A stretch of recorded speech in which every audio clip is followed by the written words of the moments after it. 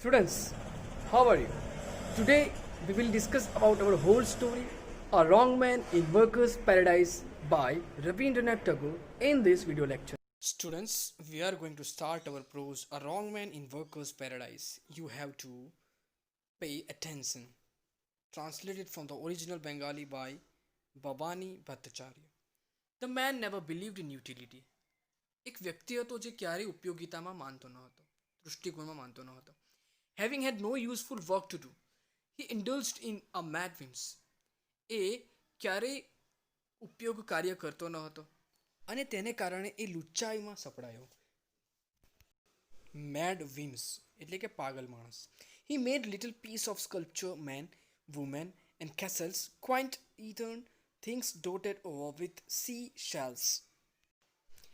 તેણે સ્કલ્પચર એટલે કે મૂર્તિઓ, શિલ્પકામ, જેમાં માણસો, મહિલાઓ, પુરુષો, કેસલ્સ એટલે કે કિલ્લાઓ તથા ઘણી બધી સી સેલ્સ એટલે કે દરિયા કિનારે જે સેલ્સ હોય છે તે, ડોટેડ થિંગ્સ કેટલીક વસ્તુઓ બનાવી.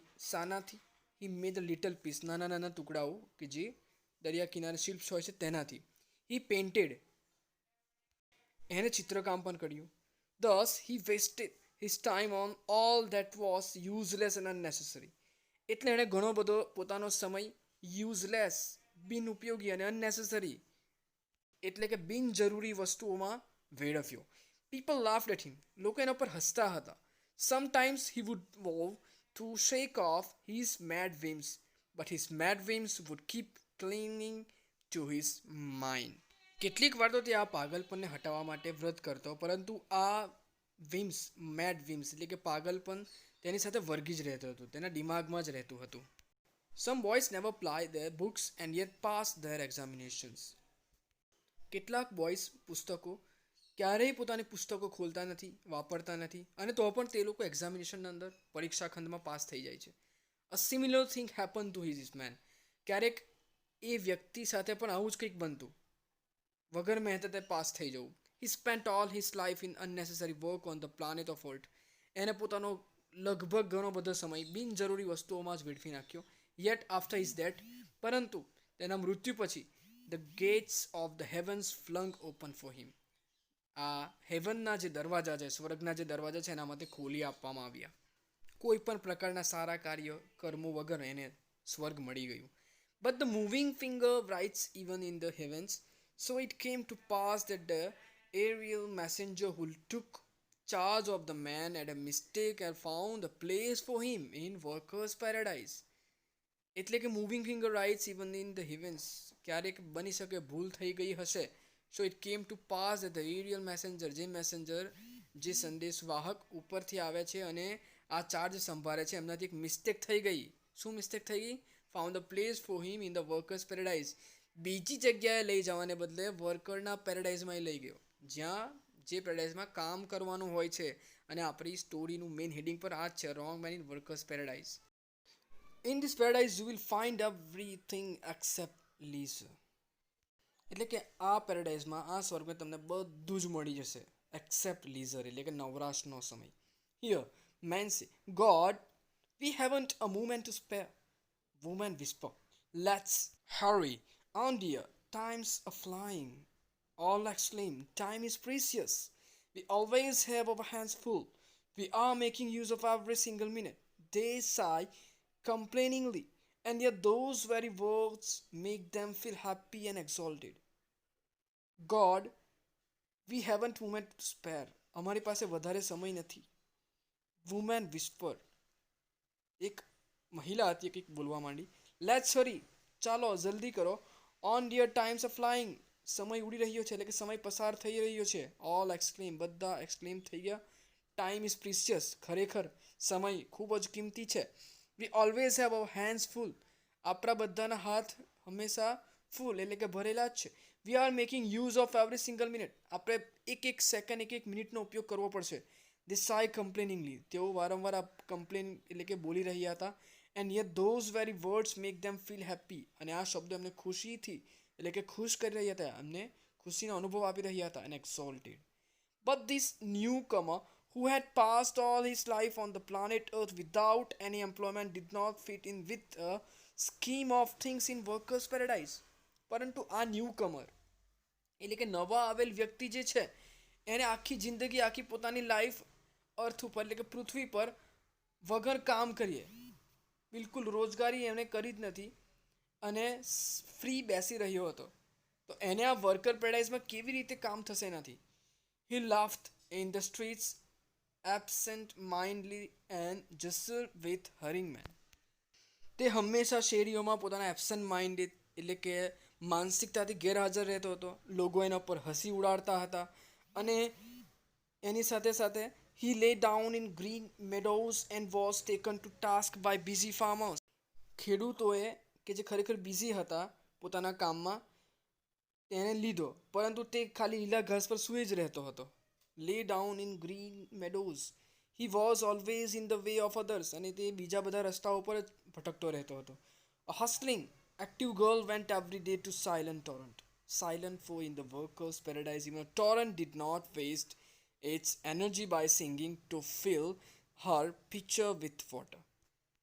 એક એક્ટિવ ગર્લ એટલે કે સટક એક છોકરી હતી જે રોજ આવતી હતી સાયલન્ટ ટોરન્ટ એટલે કે ખૂબ જ શાંત હતી એ પેરાડાઇઝમાં અને he did not waste its energy by singing. એ ગાવામાં પોતાનો સમય બિલકુલ ન બગાડતી to fill her picture with water. એ પોતાના પિક્ચરને પાણી વડે રોજ એને ફિલ કરતી એટલે કે પાણી આપતી હતી. The girl's movement on the road was like the rapid movement of a skilled hand on the strings of guitar. એ છોકરી જે હતી એની મૂવમેન્ટ રોડ પર ખૂબ જ રેપિડ એટલે કે ફાસ્ટ હતી અને તેની સાથે સાથે એની પાસે ખરેખર એક કલા હોય સ્કિલ હોય એવા એના હાથ ગિટારના સ્ટ્રિંગ્સ ઉપર ગિટારના તાર ઉપર ચાલતા હતા. Her hair was carelessly done. એના માથાના વાળ બેદરકારીપૂર્વક સવાર્યા હોય એ રીતે હતા. A few inquisitive wisps flew on her white forehead to peep at the dark wonder of her eyes. એની આંખના અંધકારમાં ડૂબકી મારવા માટે ખરેખર જિજ્ઞાસાપૂર્વક એટલે કે inquisitive wisps flew on to her white forehead એટલે કે આ કપાળ ઉપર white કલરના forehead peep હતા. The unemployed man was standing by the fountain motionless. A unemployed man એટલે કે બેરોજગાર માણસ એક મોશનલેસ એટલે કે ગતિહીન ફાઉન્ટેન ફુવારા પાસે ઊભો હતો. As a princess sees a lonely beggar through her window and is filled with pity. The busy girl of heaven saw the unemployed man and was filled with pity. એક princess એટલે કે રાણી પોતાની window બારીમાંથી આ beggar એટલે કે ભીખ માંગવાવાળાને જોઈ રહી હતી અને ખરેખર તેને દયા આવી અને જે બિઝી ગર્લ એટલે કે એક વ્યસ્ત છોકરી હતી જે હેવનમાં કામ કરતી હતી તેને પણ આ બેરોજગાર વ્યક્તિને જોયો અને એને પણ ખરેખર દયા આવી ગઈ. Aha, she said, you haven't any work in hand, have you? એટલે કે એને કીધું કે આહા તારી પાસે કોઈ કામ નથી આ હેવનના અંદર આ સ્વર્ગના અંદર કામ કરવા માટે. The man sighed. ખરેખર પેલા માણસને શરમ આવી. Work, I haven't a moment to spare for work. નિસાસો નાખતા તેને કહ્યું કામ તમે કામ કરો મારી પાસે કામ કરવા માટે ટાઈમ જ નથી. The girl did not understand his words, so she said, ખરેખર પેલી છોકરીને સમજ જ ના પડી કે આ વ્યક્તિ શું બોલે છે. I may manage to spare some work for you if you like. હું તારા માટે કોઈ કામ સ્પેર કરી શકું બનાવી શકું જો તું મેનેજ કરી શકતો હોય તો તને ગમતું હોય તો. The man replied, girl of the silent torrent, all this time I have been waiting here only to take some work from your hands. એટલે કે સાયલન્ટ ગર્લ તને ખબર છે હું તમારા હાથમાંથી થોડુંક કામ કરવા લેવા માટે જ અહીંયા ઊભો છું કે તમે મને કોઈ કામ આપો અને હું તે પૂર્ણ કરું. She asked, what sort of work would you like? He said, girl of the silent torrent, couldn't you give me one of your pictures, one which you could spare? She asked, a picture? Perhaps you should like to draw water from the torrent. તેણીએ પેલા વ્યક્તિને પૂછ્યું તમને કેવું કામ ગમશે શું તમે મને તમારા ઘડામાંથી પિક્ચર્સ એટલે કે ઘડો કોઈ એક ઘડો ના આપી શકો જે સ્પેર હોય વધારાનો હોય. She asked, a picture? શું તમારે ઘડો જોઈએ છે? Perhaps you should like to draw water from the torrent. એટલે કે શું તમારે તેમાં પાણી ભરવું છે ટોરન્ટમાંથી. ટોરન્ટ એટલે મુશળધાર વરસાદ પડતો તો શું એમાંથી પાણી ભરવું છે. He replied, "No, I will draw pictures on your picture." ના, મને તમારા પિક્ચર ઉપર એટલે કે ઘડા ઉપર ચિત્રો બનાવવા છે, કારણ કે ચિત્રો બનાવતો હતો. The girl became annoyed and said, "I have no time to waste on people such as you." ના, મારે મારો સમય તમારા જેવા વ્યક્તિઓ પાછળ બગાડવો નથી. I am going. હું ચાલી રહી છું. હું જઈ રહી છું. And away she went. અને પછી તે જતી રહી. But how could a busy person get the better of one who had nothing to do? શું કોઈ વ્યક્તિ, કોઈ બિઝી પર્સન એટલે કે વ્યસ્ત વ્યક્તિ સારો નથી કે કોઈ કામ ન કરી શકે એના કરતાં? Every day he met. તેઓ રોજ મળતા હતા. And every day he said to her. અને રોજ તે વ્યક્તિ એને કહેતો હતો એ છોકરીને, girl of the silent Torrent. એટલે કે છોકરી, સાયલન્ટ એટલે કે મુશળધાર, પરંતુ તે શાંત મુશળધાર વરસાદ છે. Give me one of your pictures. તારા ઘડામાંથી કોઈ એક ઘડો મને આપ. I will draw picture on it. હું તેના પર કંઈક ચિત્રો દોડીશ. એટ લાસ્ટ, અને છેલ્લે, she had to give way and hand him over one of her pictures. અને છેલ્લે કંટાળીને એ છોકરીએ પેલા વ્યક્તિને, બેરોજગાર વ્યક્તિને, પોતાના ઘડાઓમાંથી એક ઘડો આપી દીધો. The man began to paint on it. અને પેલા વ્યક્તિએ તેના પર ચિત્રો દોરવાનું શરૂ કરી દીધું. હી ડ્રો લાઇન આફ્ટર લાઇન. એ લાઇન પછી લાઇન દોરતો ગયો. હી પુટ કલર આફ્ટર કલર. અને તેમાં કલર, રંગો પૂરતો ગયો. એક પછી એક રંગો પૂરતો ગયો. When he had finished, the girl held up the picture and started at its side with eyes filled with wonder. અને પછી જ્યારે એ પૂર્ણ થઈ ગયું, એ ઘડો પર કલર પણ થઈ ગયો અને ચિત્ર પણ દોરાઈ ગયું, ત્યારે તેણી એટલે કે પેલી જે છોકરી છે એને કલરને સાઈડ બાય સાઈડ જોયું, એટલે આજુબાજુથી જોયું, અને વિથ વોન્ડર, અને ખરેખર તેને કંઈક શોધતું એવું લાગ્યું અને સારું લાગ્યું. Then rose drawn into an arc. She asked, "What do they mean? All these lines and all these colors, and what is their purpose?" પછી તેણે એક કમાન તરફ જોયું અને પૂછ્યું, આ અર્થ શું થાય છે આનો? આ જે અલગ અલગ લાઈન તે દોરી છે, અલગ અલગ કલર પૂર્યા છે, એના અર્થ શું? અને એ કયા હેતુથી તે બનાવ્યા? The man laughed. નથિંગ. પેલો માણસ હસવા માટે કંઈ કશું જ નથી. A picture never has any meaning and it's never serves any purpose. કોઈ પણ ચિત્ર એનો કોઈ અર્થ હોતો નથી અને કશું જ સર્વ એટલે કે કોઈ પર્પસ, કોઈ હેતુ નથી આપતો, એવું કીધું. The girl went away with her picture. At home, away from prying eyes, she held in the light, turned it round and scanned the painting from all angles. At night, she left her bed, lit a lamp and scanned it again in silence and wonder. અને પછી પેલી જે છોકરી હતી એ પોતાના ઘડાને લઈને ઘરે પહોંચી ગઈ અને ખૂબ જ આશ્ચર્યચકિત એવી આંખોથી જોતી રહી. અને ત્યારબાદ તેને લાઇટ ઓન કરી, પછી આજુબાજુથી પોતાના ઘડાને સ્કેન કર્યું, બરાબર જોયું, નિરીક્ષણ કર્યું, પેઇન્ટિંગને જોઈ, અલગ અલગ એંગલ્સથી, અલગ અલગ ખૂણાઓમાં જોયું. અને રાત્રે સૂઈ ગઈ ત્યારે પણ તે પોતાના બેડ પાસે તેને મૂક્યું. તેને લેમ્પ સ્ટાર્ટ ફરીથી કર્યો અને ફરીથી તેને જોવાનું શરૂ કર્યું. અને સાયલન્સ એન્ડ વોન્ડર એટલે કે ખૂબ જ કંઈક શોધતી હોય એવી રીતે એને જોવાનું શરૂ કર્યું. For the first time in her life, she had seen something that had no meaning and no purpose at all. ત્યારે ખરેખર પોતાની લાઈફમાં પહેલી વખત એવું જોયું હતું કે જે કોઈ વસ્તુનું કોઈક મિનિંગ ના હોય, અર્થ ના હોય અને કોઈ હેતુ ના હોય at all. When she set out for the torrent the next day, her hurrying feet were a little less hurrying than before. બીજા દિવસે તે જ્યારે ઉઠી અને પોતાના ટોરન્ટમાંથી કંઈક પોતાનો ઘડો ભરવા ગઈ કે પછી કંઈક મુશળધાર વરસાદ પડતો તે વખતે, તો તેને શું જોયું? એના ફીટ, એના પગ પણ હરિંગ એટલે એટલા બધા જલ્દીમાં ના હતા જેવા રોજ હતા, તે થોડી ધીમી હતી. For in her mind thoughts had arisen. ઘણા બધા વિચારો એના મનમાં આવ્યા થયા હતા. Thoughts that had no meaning and no purpose at all. અને એ વિચારોનો પણ કોઈ મિનિંગ ન હતો, કોઈ અર્થ ન હતો અને કોઈ પણ પ્રકારનો હેતુ ન હતો. She saw the unemployed man standing by the torrent. અને ત્યારબાદ ફરીથી એની નજર પેલા બેરોજગાર વ્યક્તિ પર પડી જે ટોરન્ટની બિલકુલ બાજુમાં ઊભો હતો. And she asked confusedly, "But what? What do you want from me?" તેને કન્ફ્યુઝનમાં એટલે કે ખૂબ એટલે કે ગૂંચવાડા ભર્યા શબ્દમાં એને પૂછ્યું, બટ વોટ? પણ શું? But what do you want from me? તું મારી પાસેથી શું ઈચ્છે છે? He said, "Only some more work from your hands." બીજા ઘણા એવા કાર્યો જે તારા હાથમાંથી મને મળે. And what sort of work would you like? અને તને કયા પ્રકારનું કાર્ય કરવાનું ગમશે? Let me weave a colored ribbon for your hair if you will. અને જો તમને ગમે તો તમારા વાળ માટે એક રંગીન એટલે કલર્ડ રંગીન રિબન વણવા દો. વીવ એટલે વણવું, જેથી જે તમારા માટે હું કરી શકું. And what for? Nothing. Ribbons for maid cleaning with colours. પણ શેના માટે? ના, કંઈ જ નહીં, nothing. Ribbons for maid gleaming with colour. Ribbons ચળકળાટ એવા કલરથી ચમકે એવી બનાવવામાં આવતી હતી. The busy girl of workers' paradise had to now spend a long time every day in tying the colored ribbon round her hair. The minutes slid by and unutilized much work was left unfinished. એટલે કે ખરેખર તે છોકરી ખૂબ જ પોતાનો સમય ધીમે ધીમે બગાડતી ગઈ અને રોજ જ તે પોતાના કલર્ડ રિબન એટલે કે રંગીન જે રિબન હતા એ પોતાના હેર પોતાના વાળ સાથે લગાવીને ફળિયા કરતી હતી.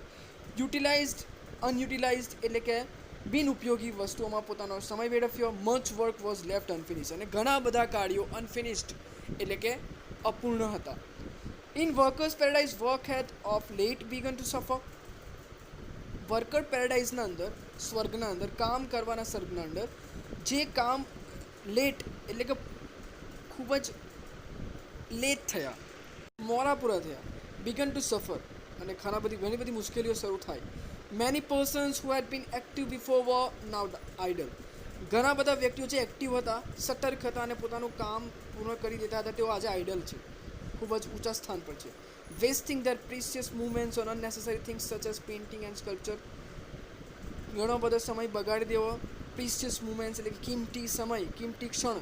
અનનેસેસરી વર્ક, બિનજરૂરી વ્યક્તિઓ, બિનજરૂરી વસ્તુઓમાં, બિનજરૂરી કામમાં, જેમ કે પેઇન્ટિંગ એટલે કે ચિત્રકામ અને સ્કલ્પચર એટલે કે જે સ્કલ્પચર કરવામાં આવે છે, મૂર્તિઓ કંડારવામાં આવે છે, એ કામની વાત છે અંદર. The elders became anxious. જે એલ્ડર્સ હતા, મોટા હતા, એ થોડા એન્સિયસ થયા, ગુસ્સે થયા, વિચારોમાં પડી ગયા. અ મીટિંગ વોઝ કોલ્ડ, અને એક મીટિંગ બોલાવવામાં આવી. All agreed that such a thing that so far been unknown in the history of workers' paradise. આ વસ્તુ પહેલી વખત થયું વર્કર્સ પેરેડાઇઝ, કામ કરવાના સ્વર્ગમાં, કે જે ખૂબ જ અનનોન, નથી સારું આ પેરેડાઇઝ માટે, સ્વર્ગ માટે. The aerial messenger hurried in. Aerial messenger ખૂબ જ હરીમાં હતો એટલે કે જલ્દીમાં હતો. Bowed before the elders and made a confession. કંઈક બોલવા જાય પેલા એલ્ડર્સ, વૃદ્ધ લોકો, અનુભવી લોકો, એના કરતાં પહેલાં એને કન્ફેસ કરી લીધું, પોતાની ભૂલ સ્વીકારી લીધી. I brought a wrong man in the paradise. હું એક રોંગ એટલે કે ગલત વ્યક્તિને આ પેરેડાઇઝમાં લાવી ગયો છું. He said it is all due to him. અને આ બધું એના કારણે જ થાય છે. The man was summoned. એ માણસને તરત બોલાવવામાં આવ્યો, સમન ભેજ્યું અને બોલાવવામાં આવ્યો. હી કેમ ઇન. એ અંદર આવ્યો. The elders so his fantastic dress. એના ફેન્ટાસ્ટિક ડ્રેસને, એના ખૂબ જ સારા કપડાને જોઈ રહ્યા હતા. હિઝ ક્વાઇન્ટ બ્રશિસ, એના બ્રશને. હિઝ પાઇલ ઓફ પેઇન્ટિંગ્સ, એની પેઇન્ટિંગ્સને, ચિત્રોને.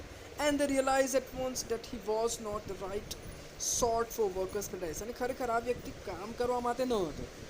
સ્ટીફલી ધ પ્રેસિડન્ટ સેડ. અને ત્યાર પછી જે ઉચ્ચ વ્યક્તિ હતા એમણે કહ્યું, this is no place for the likes for you. તારા જેવા વ્યક્તિઓ માટે આ જગા નથી.